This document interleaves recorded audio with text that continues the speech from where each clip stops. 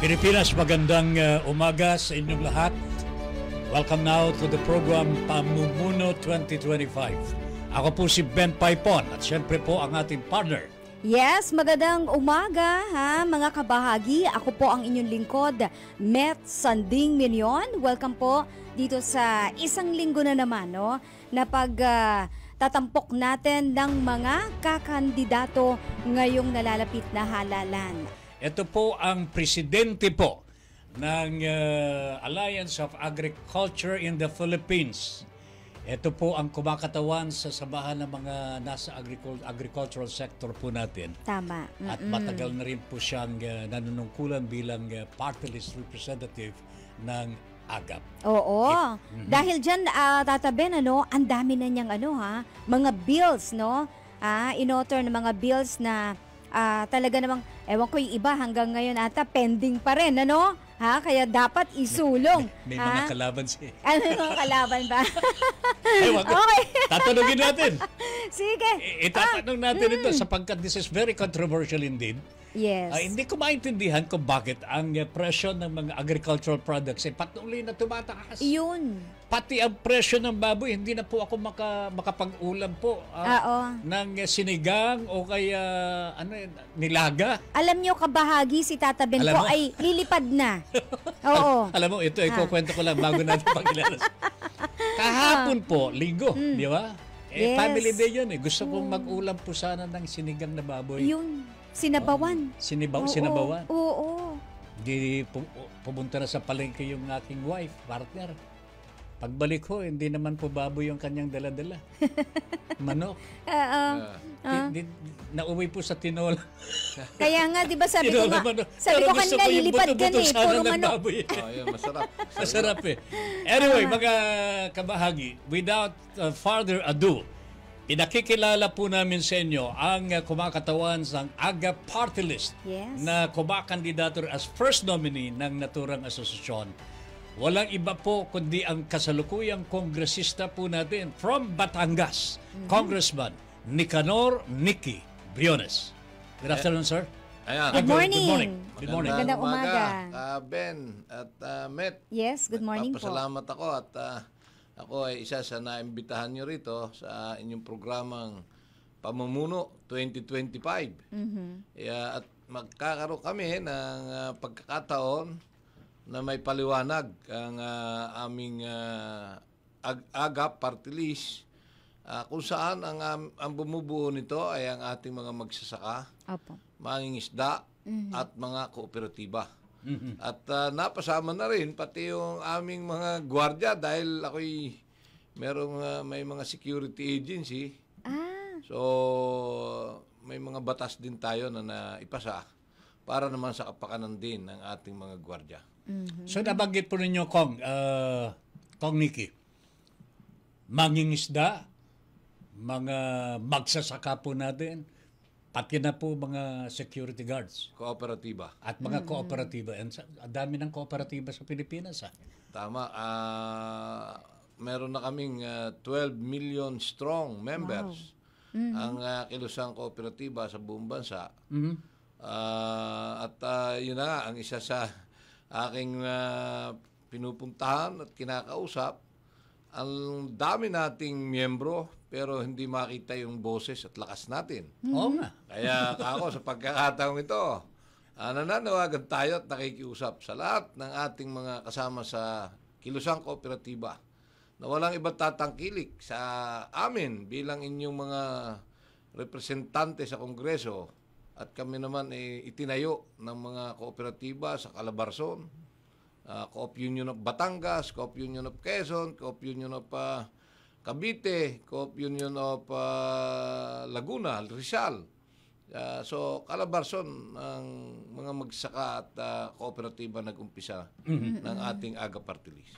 Yes. Bago tayo dumako sa mga medyo talagang nasa linya ng sakop ng inyong panunungkulan na Congressman. Bukas po 25 na po. Yes, EDSA. EDSA People Power Revolution. Mahalaga sa Pilipino po ito. Yeah. Ano po ang mensahe po ninyo sa ating mga kababayan muna? sa pagdiriwang unang-una, po natin ng EDSA Revolution. Isang historic event, yung ating EDSA Revolution. Yan, ipagpapakita ng lakas ng sambayanan na gustong may pagbabago at gustong mabago ang takbo ng Pilipinas. Yes. Kaya ako'y nakikiisa at nakikisaya dyan sa event na yan. At gusto ko rin na sana sa pagkakataong ito ay magkaroon din ng tamang kaisipan ang ating mga kababayan sa pagpili ng tunay na mga party list na kanilang iboboto sapagkat ang purpose naman talaga ng party list election ay magkaroon ng representative ang ating mga marginalized at poor sector. Na ngayon siguro out of 62 congressman sa Kongreso ay 8 o 10 na lang kami. Hala? Na totoong merong sektor na kinakatawan na ang mga sektor talaga nagtayo. Yes. At sana ay magising ang ating mga kababayan na ibalik ang kapangyarihan sa kanila at mamili ng tama para sa pagboto ng mga party list sa party list election. Kung, as always, parang hindi maalis sa atin na sinisisi rin natin yung mga butante. Yung naluluklok parang hindi nila alam kung sino iluluklok, kung sino wala sa sektor talaga But I'm very much aware na lalong-lalo kayo po, mga congressman po natin, nasa party list po kayo. Wala po ba kayong nakikita na kailangan po, despite the fact that the Supreme Court has naggumawa na ng imprimatur sa party list na wala po ba kayong nakikitang kailangan batas uli para itama po yung nakikita ninyong mali ngayon? Yan, oo. Nakulang talaga ang representasyon ng bawat sektor kung tutuusin. Tama kayo dyan, Kaben. Sa totoo lang, noong 2013, bilang ako'y presidente ng kauna-unahang party list coalition sa Kongreso, tayo yung namuno at gusto nga nating i-amend ang batas ng party list law. Subalit, noong panahong yun, mahigit ng kalahati ang tatamaan noong aming gustong baguhin batas. Kaya doon pa lang, nagkaroon na kami ng problema. Sinasabi ni Speaker, noong time na ni Speaker Belmonte, kayo hindi kayo magkasundo So talagang dapat ito mabago.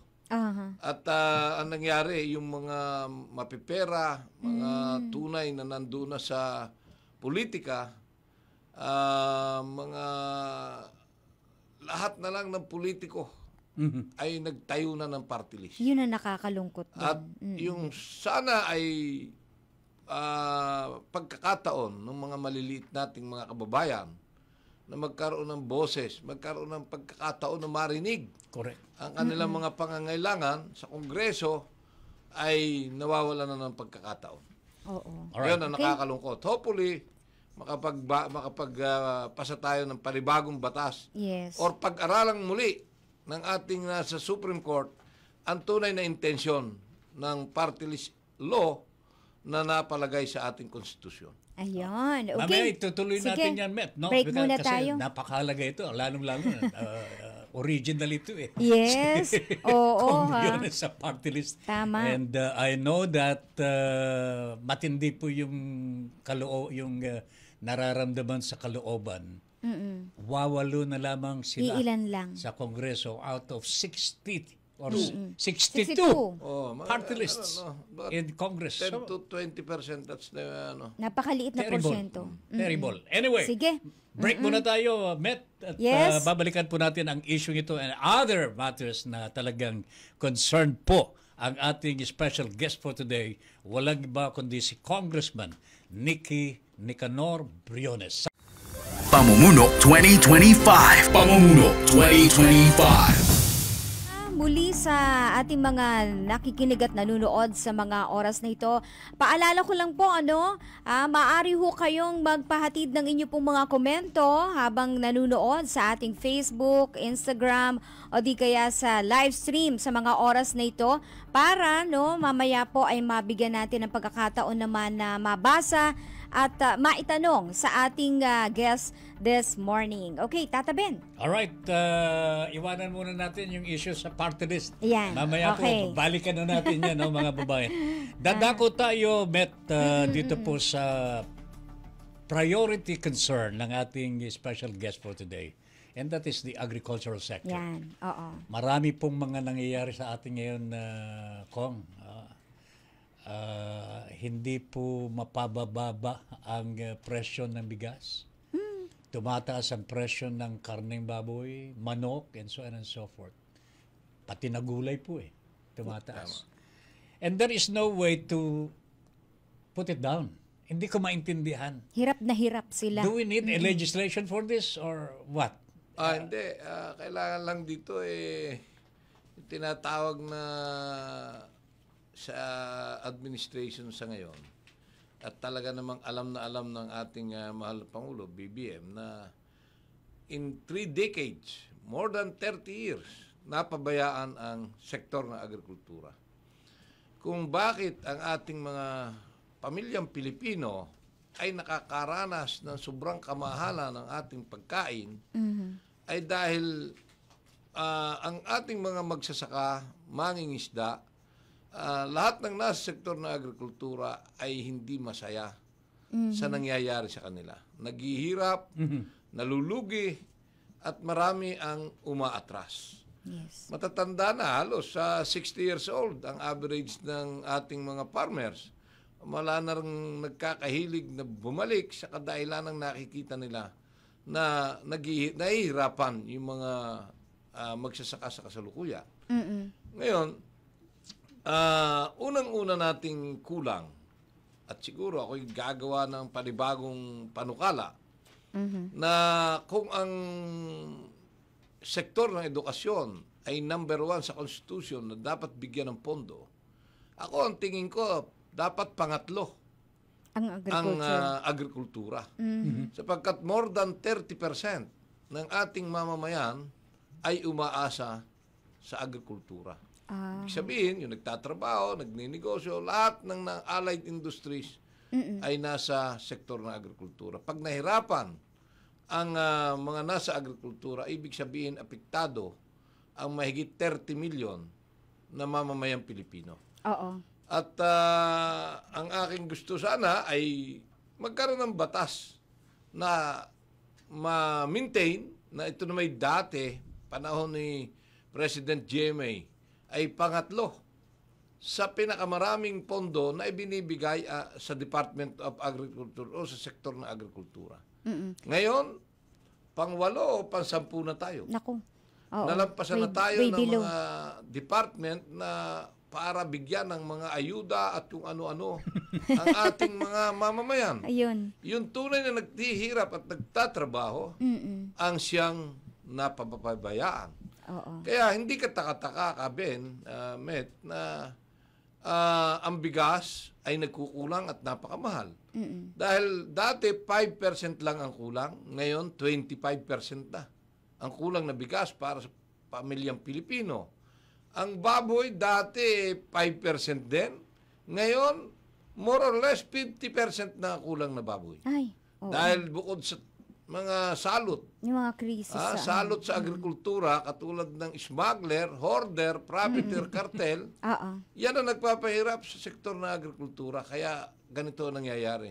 Bukod doon, ang baboy tinamaan ng African swine fever. No. Kaya malaki ang naging impact niyan. Maraming pinatay. At oo. talagang ngayon may kakulangan. Kaya mapakamahal ng baboy. Pangalawa, panahon ng eleksyon. Election fever.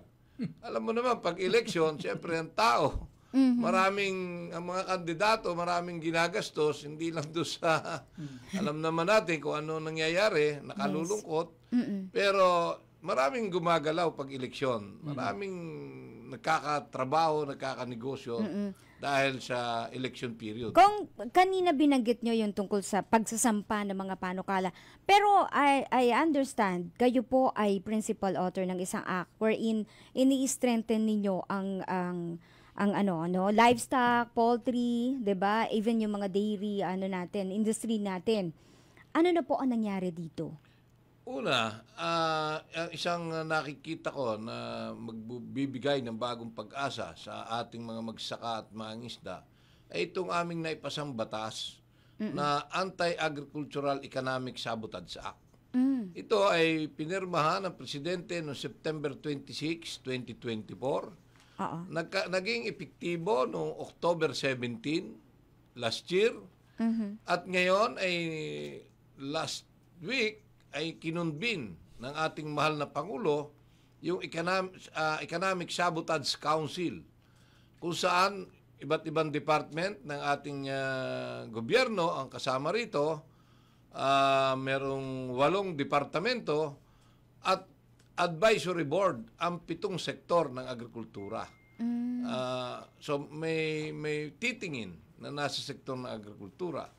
Ito ay meron ding tinatawag na enforcement group na kasama sa batas na ito. Magpapatupad na talaga, oo. Sila ang mag-iimbestiga, mag-iinspeksyon, lahat gagawin ng mga ito para makita at mahuli itong mga smuggler, hoarder, profiteer, cartel. At yan ay ang NBI, PNP at Coast Guard. Meron itong special team of prosecutor upang mabantayan ang ating kaso hanggang hindi ito natatapos at nasisintensyahan ang mga pinapailan ng kaso. Ito may reward system. Pinapaalam ko sa ating mga kababayan, kung kayo nagtatrabaho sa custom, kung kayo nagtatrabaho sa warehouse, cold storage, tracker, at nalaman ninyo na may nangyayaring smuggling, hoarding, profiteering, cartel, pwede kayong mag-tip o magsumbong kahit sa akin, kahit sa NBI, sa police, sa Coast Guard. At kailangang maimbestigahan pagka nahuli. Meron silang reward between 1 million up to 20 million. Yan, oo. So, magtitip lang sila. Pag may nahuli, bahala na riyan yung enforcement group. Pag may nahuli, totoo may smuggling, hoarding, profiteering, cartel, minimum of 1 million ang kanilang reward. At pwedeng anonymous. Hindi mo kailangan magpakilala. At ang ano dyan, 20% noong smuggled or hinord, or 20 million, whichever is higher. Yan Yun ang so, umpisa pa lang pala itong ipinapatupad ng ating pamahalaan. At katunayan, may nasampula na yung ni-raid na bodega sa Bukawi, Bulacan. May nahuli din diyan, 4 na mga supervisor, empleyado. At ang ating hinahangad ay kailangan sa lalong madaling panahon mahuli yung may-ari ng warehouse mismo. At yung may-ari ng bigas. Tama. Meron na rin nahuli dito, economic sabotage din ang kaso. Nahuli na smuggler naman ng sigarilyo. So kasama ang tobacco. Pag iyong in-smuggled, economic sabotage. At dito, lifetime imprisonment ito, non-bailable. 5 times ang multa. Kung 100 milyon ang iyong in-smuggled, 500 milyon. Wow. Ang laki. Magiging multa sa'yo. Sana matakot na. Ha? Yung mga gagawa naniniwala niya. po ba kayo na etong council na ito talagang tutuparin ang kanilang ang kanilang mga responsibilities? Ako'y naniniwala, Ben, Met, dahil ito under the office of the President. Ang chairman ng council ay ang presidente. Okay. Kung hindi ito magiging matagumpay at kung walang masasampulan, na ito naman pinangako niya, bilang na ang mga araw na smuggler, hoarder, profiteer, cartel. Yan. At kailangan makita ito ng sektor ng magsasaka. Pag hindi ito naging matagumpay, alam na natin kung sino ang responsibilidad. Dapat malalaking isda, malalaking isda ang makuha dyan. Kasi bago pa lamang umupo bilang Pangulo ang ating presidente ho ngayon, nag-utos na po siya. Pulihin ang mga smugglers. Pero wala pang batas na may ngipin. Ito, Yun. matindi ang ngipin Ito, meron na. May pangil to, kaya dito masasampulan. At sinabi niya noon, bilang na ang araw. Yeah. Sigurado na matitigil ang smuggling, hoarding property. Yung council na ito, Comba, kasama po ang private organizations katulad po ng party list ninyo? Kasama ang Ilan itong po? sektor. Rice sector, vegetables and fruits, In the Yes. private sector yan. private sector. Private sector. Kasama sa council. Sa advisory board.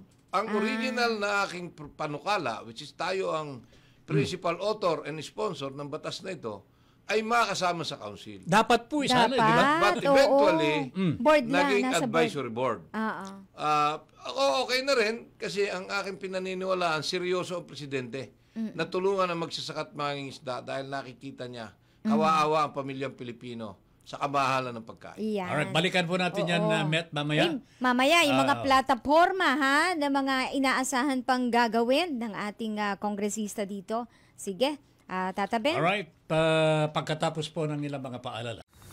Pamumuno 2025. Pamumuno 2025. Alright, balikan natin mga kabahagi ang ating special guest for today, si Congressman Nicky Briones. Kanina po, pinag-uusapan po natin ang may kaugnayan sa Anti-Economic Sabotage Act. At ipinaliwanag po ni Kong Nicky na seryoso na raw po ang ating Yan. Pangulo. Oo. At sana naman po, Congressman. Tuloy-tuloy na sana. Sana no? naman talagang Pero is the Bureau of Customs really serious Actually, in running after these smugglers?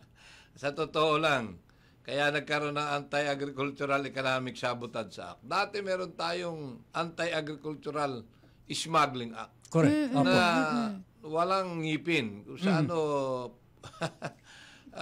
dahil ang nanguhuli at tinuhuli ay sa tingin ko iisa. Naku po, yun din. Lagi ko sinasabi,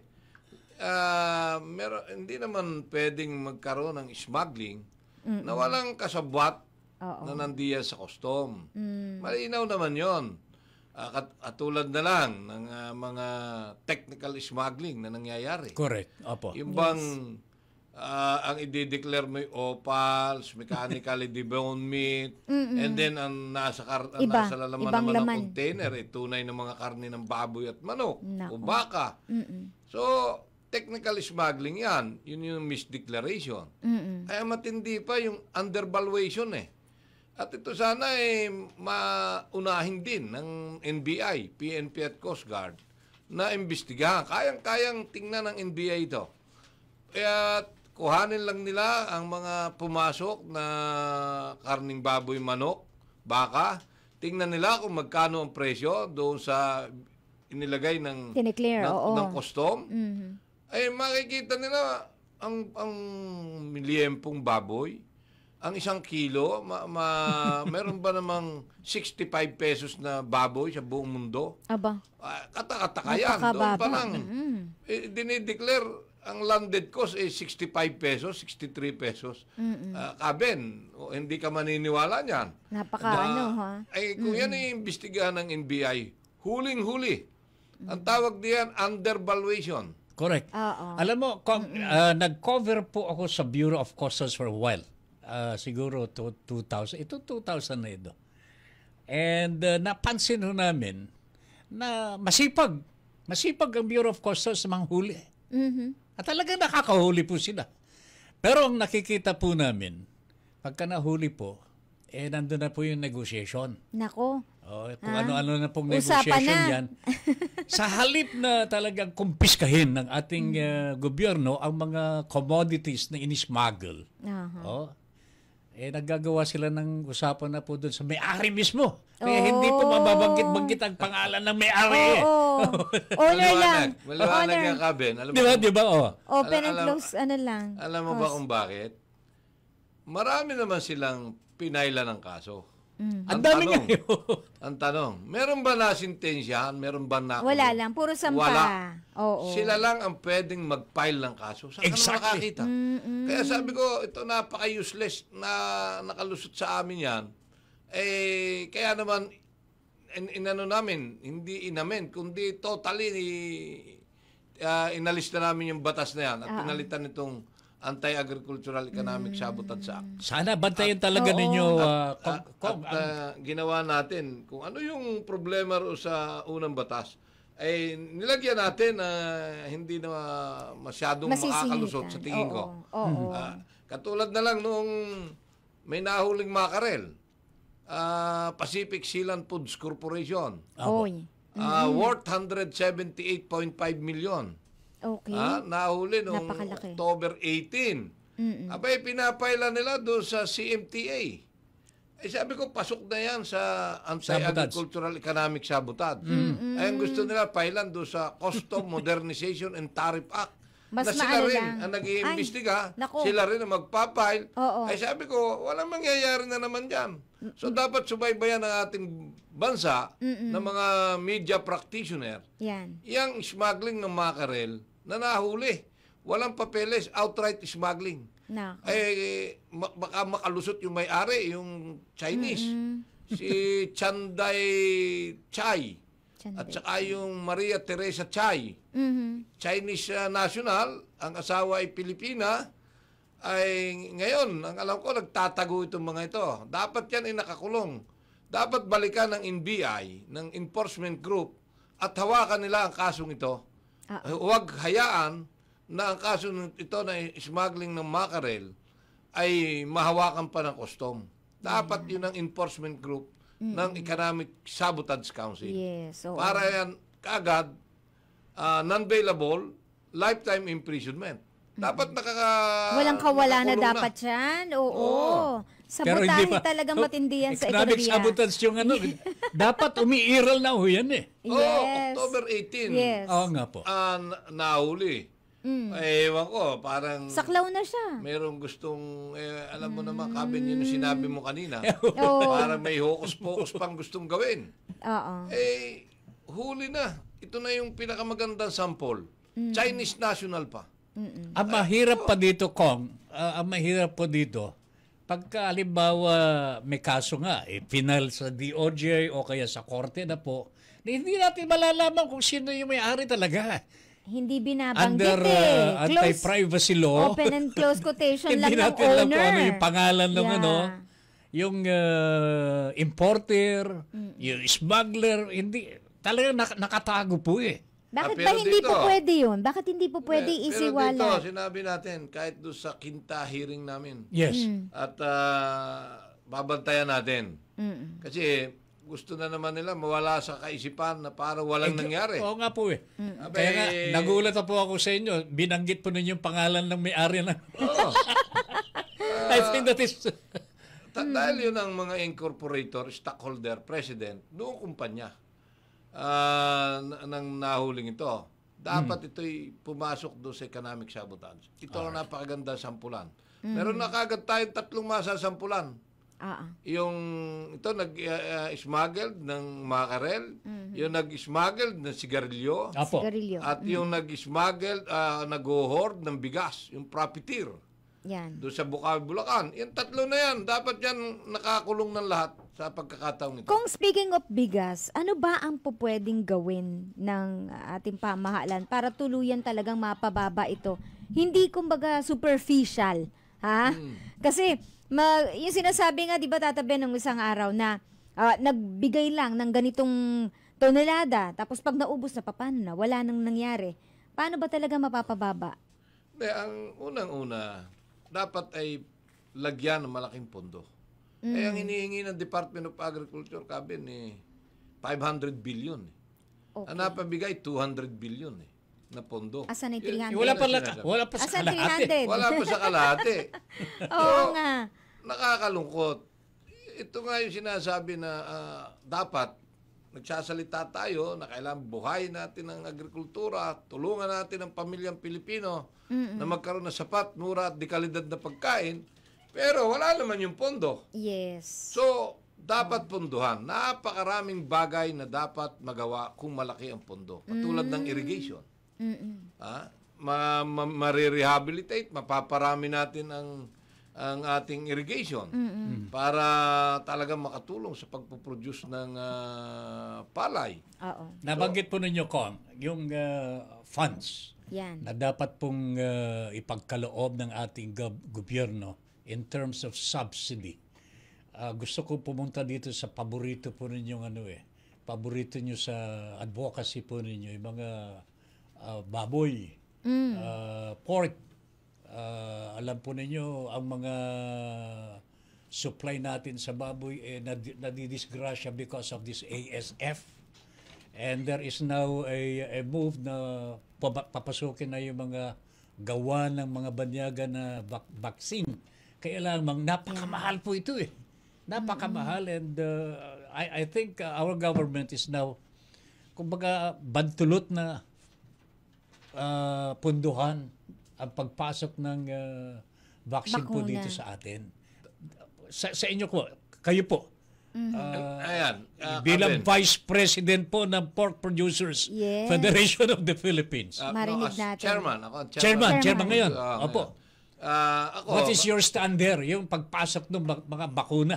matagal na natin sinasabi sa ating gobyerno, Apo. kay Presidente, kailan sulat ako, ang ating sektor ng magbababoy, na noong time na yon ang hinihingi natin ay immediate vaccination. Okay. Itong parang yung bakuna ng COVID. Opo. Biglaan. Oo.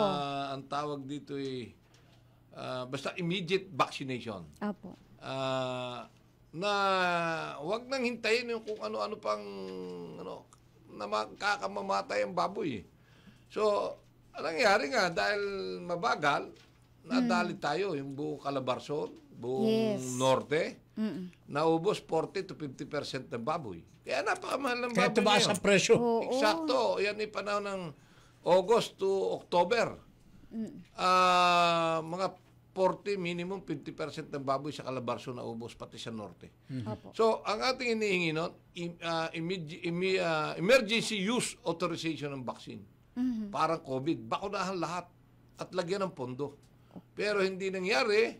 Naging controlled vaccination. Hopefully, magkatotoo yung sinasabi nila na by April Available ay na. Pasok gagawin na. ng for commercial use na. Ayan. Approve na for commercial use yung Okay. bakuna na AVAC na napaka-epektibo na ginagamit na ng marami. Ako unang-una. Yes. Pero Okay. ibig sabihin po niyan, kung bibilhin ng mga pork Sino ba ang producers ito, sino ang Yung gagastos kami na niyan? mga commercial raisers, kaya. kaya. Pero yung mga backyard Maliliit. raisers, Yes. hindi nila Mahal. kakayanin. But how about the subsidy that should come from the government? Sabi ko nga, dapat gamitin yung quick response fund ng ating DA, ng Presidente, calamity fund ng mga local government units para matulungan Yun ang yung lahat ng ipangbibili. backyard. Oo. At magdagdag ng supplemental budget para mabakunahan yung 6.3 million na alagang baboy ng actually Mga 4 racers. million yung sa backyard. Oo. 4 million, that's 8 million dahil dalawang cycle in 1 year ang baboy. Okay. So, kailangan natin ng bakuna para doon sa 8 million na alaga ng backyard racers. Ayan. Pondo. Mamaya po, sa pagbabalik po natin, mga kabahagi, tignan din po natin yung iba pang aspeto ng sa agrikultura, lalo-lalo na po sa importasyon. Ano po ang stand ng ating special guest for today tungkol sa importasyon? Yan. Sapagkat ang dami na pong imported materials po, agricultural products dito po sa atin. But the same thing is happening. Mataas ang presyo ng bilihin. Correct. Ayan, Oo. ang- Sabi intervention pero ang nangyayari ganun pa rin. Wala ayan. pa rin ano. Mamaya po, Okay. sa sige. pagbabalik po ng Pamumuno 2025. Pamumuno 2025. Pamumuno 2025. Okay, mga kabahagi, muli pong nagbabalik tayo sa programang Pamumuno 2025. Nasa ikahuling bahagi na po tayo, no? At again, Sa mga meron po mga katanungan, i-forward nyo na po. Maya-maya po babasahin namin ni Tata Ben ang inyo po mga saloobin at pahabol na tanong, no, para sa ating guest this morning. Okay, Tata Ben? Alright, mga kabahagi, bago tayo dumako sa mga tanong ng bayan, mga nasa social media natin. Kong, I think it's about time na bago tayo maubusan ng oras. Kinakailangan. Ikausapin mo na po ang taong bayan. Bakit ka iboboto as a party list representative ng AGAP? Please, Congressman. Salamat, Kaben. Ang inyo pong lingkod, si Kong Nicky Briones ng AGAP Party List. 117 po ang aming numero. Ay taos-puso pong nakikiusap sa ating mga kababayan, lalo't higit sa sektor ng agrikultura, ng kooperatiba at ng pamilyang Pilipino, na sana ay muli niyong pagkatiwalaan at suportahan ang ating 117 AGAP Party List, sapagkat ang ating pong advokasiyang pinaglalaban ay para po sa hanap buhay at kapakanan ng mga magsasaka at mangingisda. Kailangan po nating suportahan. Kapag ka po tuluyang nawala ng pag-asa ang ating mga magsasaka at mangingisda, lalo pong magkukulang ang pagkain at kawaawang tuluyan sa kamahalan ng presyo ang ating pamilyang Pilipino. Tulong-tulong po tayo sapagkat kung hindi po natin magagawang paramihin ang produksyon ng ating pagkain, kailangan po ang mga magsasaka ay maging maunlad. Dahil kung hindi po maunlad ang ating magsasaka at naghihirap at nalulugi, lagi pong aatras sa kanilang pagsasaka, pag-aalaga ng hayop, pangingisda, ang ating nasa sektor ng agrikultura, at ang kapalit po niyan ay kakulangan ng pagkain at pagmahal ng ating bilihin. So, sa pagkakataon pong ito, iilan na po kami na tunay na may sektor sa Kongreso na party list na ipinaglalaban, na tunay na merong nagtayo na mismong sektor. Ang nagtayo po ng AGAP Party List ay mga magbababoy, magmamanok, mag-iitlog, mag-isda, maggugulay, mga kooperatiba na ang kanilang hanap buhay ay nasa agrikultura. Ito po itinayo noong 2001, hindi para ilaban sa party list. Itinayo po ito para magkaroon ng boses ang ating magsasaka at mangingisda. Hanggang sa naisipan po namin na ilaban noong 2007, at dahil marami pong batas, katulad po niyang Anti-Agricultural Economic Sabotage Act, kailangan po may mga ganyang batas na magbibigay ng bagong pag-asa sa ating magsasaka. Meron din pong isang batas, itong Animal Industry Development Enhancement Act, kung saan yung lahat po ng taripa na kinukolekta sa importation ng mga karning baboy, baka, manok, ay iipunin, aabot po ng hindi bababa sa 20 bilyon hanggang 30 bilyon, at yan po ibabalik sa sektor ng livestock, poultry, and dairy industry. Sa madalit sabi po, panibagong pag-asa po sa ating mga magbababoy, magmamanok, na pagka nagkaroon ng sakit, katulad po ng ASF, ng bird flu, ay magkakaroon na po ng pondo na pwedeng itulong sa ating nasa sektor ng livestock and poultry. Okay. So, hindi lang po yan. Kailangan pong matigil ang mga salot sa ating mga magsasaka at mangingisda. Yan pong smuggler, hoarder, profiteer, cartel. Bantayan po natin yan. At tayo laging makipag-usap, sumulat, humingi ng tulong sa ating mahal na presidente, sapagkat siya naman ang naging susi para mapabilis yung batas na yan. Ginawa niyang priority bill.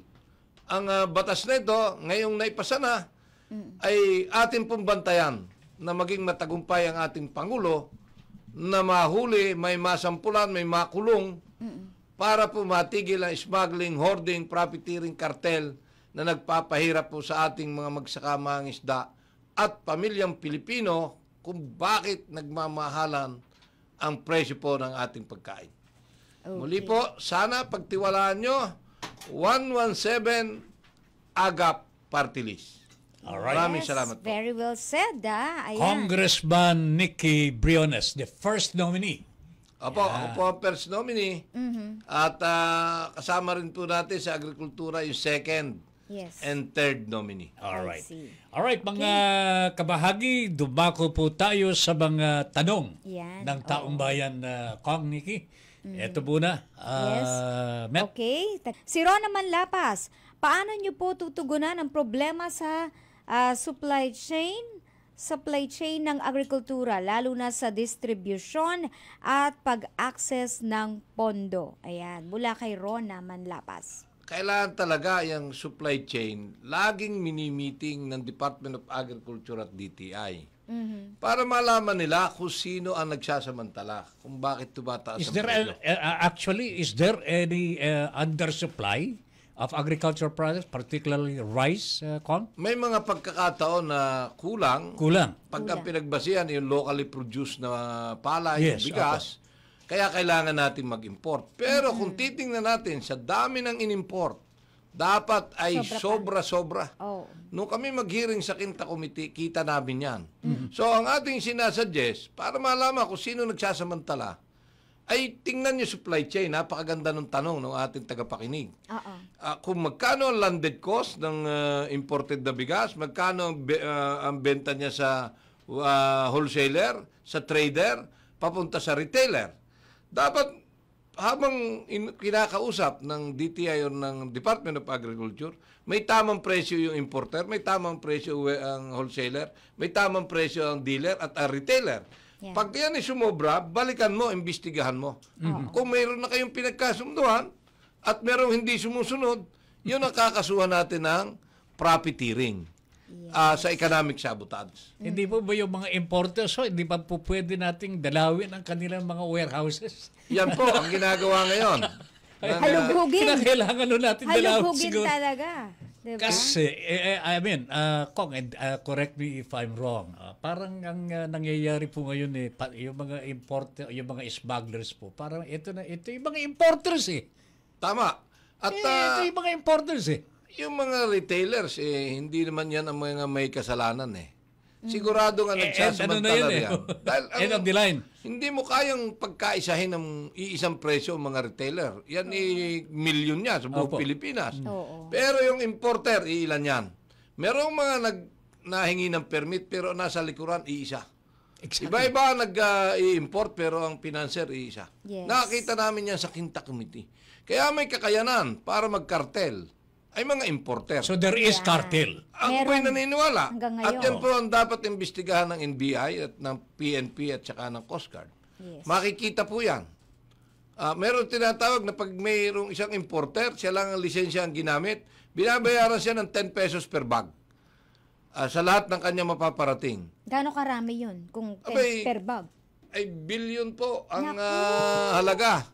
At umaabot na merong 200-300,000 metric tons. Opo. So, or 300 million kilos. Sipin mo, nakita namin, ang puhunan ay merong 200,000, wala pang 1 million. Nakaka-import ng 5-6 billion na halaga ng bigas. Yes. Talagang, yon makikita ho yun doon sa supply chain, kung sino ang nagbebenta ng napakamahal. Ayan. Alright. So anyway, marami po sanang pag-uusapan pa. Kanya nga lamang po inabot na tayo ng indultumet. Tama Oo, actually, may mga iba pang tanong dito, pero yung iba naman nasagot na ni Kong. Yung mga tanong ni Carl Renya. Okay na. So, ito na yung takdang panahon ng ating pamamaalam, Tata Ben. Napakabilis man. Pero bago tayo magpaalam, Kong, gusto ko lamang po sanang malaman kung ano ba talaga ang balak po ninyo pag upo ninyo ulit, no? Insofar as this problem of importation and food production, Lahat ng sa agrikultura. saan po ba talaga dapat ang bigyan ng atensyon ng ating gobyerno? Kami po ako ay aktibo na miyembro ng Quinta Committee. Okay. Ito po yung ating ang iniimbestigahan po natin ay nais ng committee na maibaba ang bilihin Presyo. At gusto nating malaman kung sino yung mga nagsasamantala. Napakaganda na pong pagkakataon nito sapagkat pagbalik ko po, yan po uli ang aking sasabihin. Ipagpatuloy ang investigasyon ng Quinta Committee. Kung hindi man yung Quinta Committee ay yung Ways and Means Committee kung saan ako'y Vice Chairman or yung Agriculture and Food na ako'y Vice Chairman din. So pag na-imbestigahan natin, malalaman. Kailangan po may mahuli at maraming masampulan. Kong, pangako po ba ninyo na pagbabalik po ninyo at sigurado naman babalik po kayo as party list representative, member of Congress, malalaman na po namin kung sino itong mga malalaking importer na ito, mga pangalan nila. Opo, meron ako pinaimbita yung Atkins. Tuloy-tuloy po nating iimbestigahan yan. Pinakamalaking importer ng bigas. At magtiwala po sa atin ang ating mga kababayan. Ako po ang inyong tunay na may advokasya na para sa kapakanan ng magsasaka at mga isda. Nakikita ko po dahil ako po'y galing dyan. Tayo po'y isang magsasaka. At tayo po yung tao na hindi pwedeng bayaran, hindi pwedeng takutin. Seryoso po ako. At laging sinasabi doon, ang problema mo kung Nikki, ay ang ating bituka ay kilo-kilo. Pero bakit ang iyong bituka ay tuwid? Ay dahil alam nila hindi tayo pwedeng bayaran, hindi tayo pwedeng takutan. Diretso tayo. Para sa kapakanan ng ating magsasaka at mga Alright. Yan po mga kabahagi, ang ating special guest for today. Walang iba kundi si si AGAP, Party List Representative Nikki Briones. Okay, sige. So maraming salamat sa mga kabahagi nating nakiisa ngayong umagang ito. Ako po ang inyong lingkod, Met Sanding Minion. Kong, thank you very much for dropping by. Maraming at hangat salamat. po namin ang tagumpay po ninyo. Maraming salamat, Kaben, Met, at maraming salamat sa inyong programa. Mabuhay po kayo at pagpalain. At salamat sa alang-alang sa ating mga magsaka mangisda. Ben Paipon po sa ating pamumuno 2025 at syempre po maraming salamat din po sa ating mga kasama sa Kaagapay production natin. side. Nandyan sila Si Miss Ann Ann, Go. si Thank you Sir very Ram. much. Oo. Sir Ram. Okay. Oo. Si Sino pa? Serge. Alright. Si Serge. Jan and, Serge. Of Fifi. course, si Fifi. Fiona. So, hanggang bukas po mga kabahagi sa ating pamumuno 2025. Pamumuno 2025. Pamumuno 2025.